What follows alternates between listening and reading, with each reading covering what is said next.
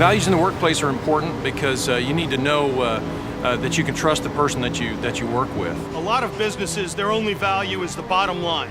What did you do this month, this quarter, this year? If people don't have any values, I don't understand how they stay afloat. How can they function in a day-to-day life? Who cares? I mean, what's good for me may not be good for somebody else, right? You know, it's a free country. My number one value is personal freedom. Values in the workplace? Again, do they have them? It feels good. Do it. You know, as long as you don't harm anybody. You know, that's my motto. I think values in corporate America are kind of mixed up. I don't think that they trust women the way that they should. I mean, how... Values for me are those things that keep you grounded, remind you who you are. No matter what's going on around me, no matter what people say, I'm gonna keep my eyes focused on God and what I know is right. And I'll always remember who I am because of that. Being kind, love.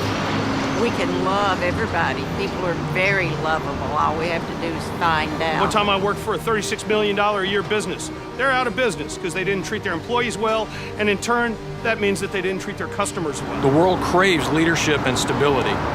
And one of those characteristics of leadership is integrity. And that's doing the right thing even when no one's looking.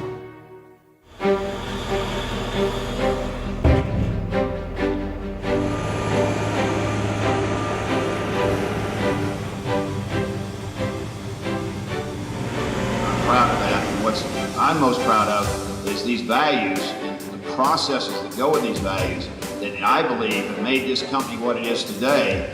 So many people in this organization share those beliefs, as I do, many of you do, and that's what makes our organization so strong. These values are the absolute core, the heart, and the soul of our company. And when we started this journey, back in 1988, these values really changed my life. In New Orleans in 1988, I can't remember the exact month, we put those values together. If you think about it, from 1983 to 1987, we had grown, I don't even know what the growth rate was, 5 times or something, in a period really when companies were going broke in Texas. You got to remember now we're scattered we've got 4 or 5 different companies. We're in Ohio, we're in Louisiana, we're in Texas, and we have energy industries in 5 states. We went from 400 or 500 employees in '85 to about 3,500 employees in '87. It was a really big swing. Our turnover rate in 1983 and '84, because of the way I was operating, was up at almost 40 and 50%. And this was not a good economy. There weren't a lot of jobs around. And luckily, had a lot of good people, but what was happening is they were starting to bail out on me because on paper we looked great, and behind the scenes there was a lot of turmoil. And Peter and I just looked at each other and we said, you know, we really don't know what we're doing. We need some help. So what we did was the classic thing, or what I did was, well, let's go hire a consultant. Blanchard and O'Connor would meet with us to teach us values-based leadership and all of the different processes and tools. One of my concerns in organizations is that everybody's got their eye just on profit, and then they take care of other things, maybe if they have any time. And if economic times are tough, personnel, HRD, all those things get chopped.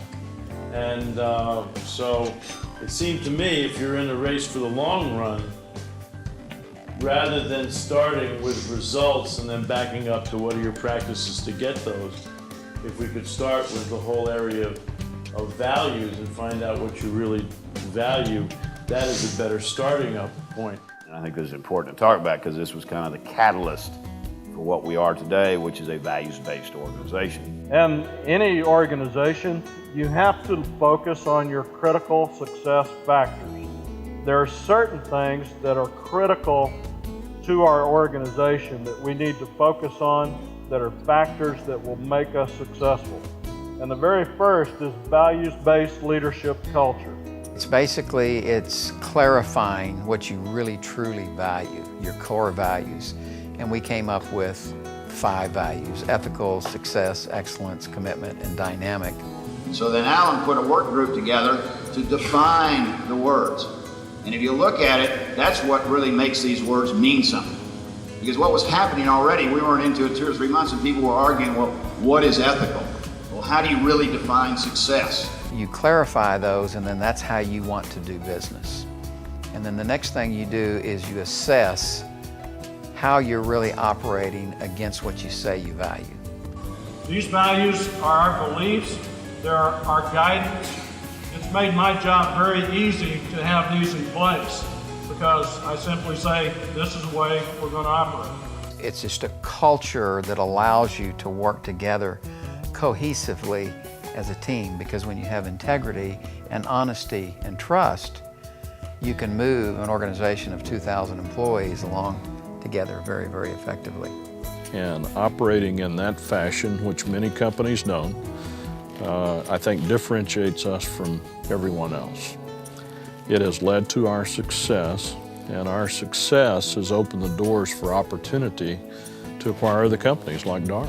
Now, when I took over in 1983, I think we were doing total as a cat dealership about $30 million in sales. So 20-something years later, we're now doing $1.3 billion. So you can see we've had tremendous growth over the 20-plus years. Because it's a significant culture that makes a real difference. It creates what I believe leadership must create, which is an atmosphere of motivation, where people that are motivated can go as far as they want with their careers in this organization. And here we are 20 years later, and it hasn't passed. Significant change in everyone's lives, professional and personal.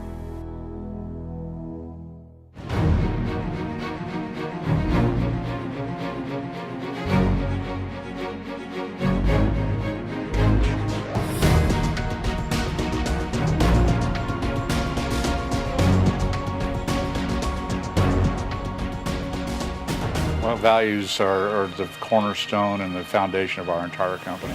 Bottom line, our DNA. They're what we're made of. They're who we are. They're what we do. They're what we believe in.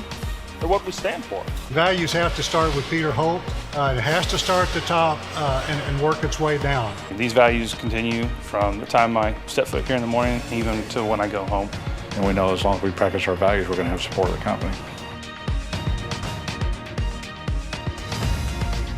I think that without placing the importance on values, that we would just be another organization as opposed to being one of the #1 Caterpillar dealerships in the world. It is what truly differentiates us in the marketplace. If we didn't have values, customers would not come back. Without those values, it's chaos.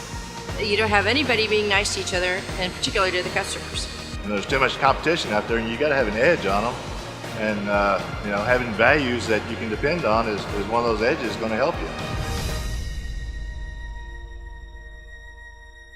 When you're given that guideline and you're empowered to make decisions, you know that Peter Holt trusts you to perform business, and if you're doing them with those values, then you're making the best possible decision, not just for yourself, but also for the company.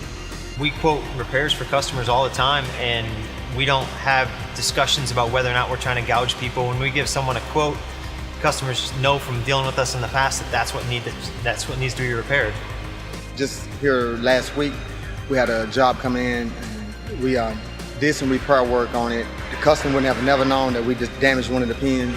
What we did is pull the pin out, even though it took more time. Instead of just covering it up, we could have easily done it. The tractor would have ran 10 years in the field, but we did what was right. We've actually had a field service technician working on a job site, and the customer was wanting them to falsify some documents, and he called me and we discussed it, and we both agreed that it wasn't the right thing to do, so we put down what we saw, and if the customer made the repairs, that he could call us back to reinspect it. Just that statement alone, as far as doing what's right, carries a lot of weight with the customers.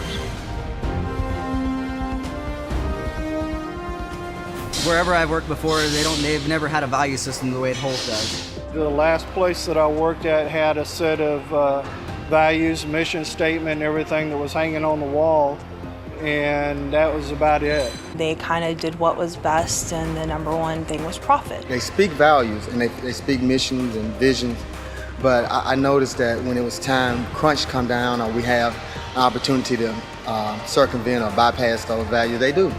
We don't hear. I noticed they stick to it, regardless if it costs us money, we follow the values.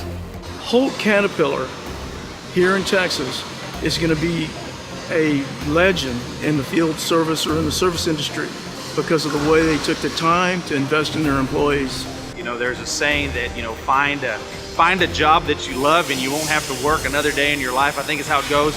And those values make this place a lot easier to love, and it's a lot easier to come in and do your job. To lead well is to lead with values-based leadership by aligning ourselves with the principles we cherish and living them out day by day. By being ethical. Striving for success and excellence. And being committed and dynamic in our efforts. It's expressed through continual learning. Sustained by a commitment to progress. And reflected through the achievements of many. Values-based leadership is evidenced by how we perform. It's a culture that defines us. It's where standards meet success. Values-based leadership is a roadmap for developing the minds and hearts of those who will lead. And for those who will follow in their footsteps.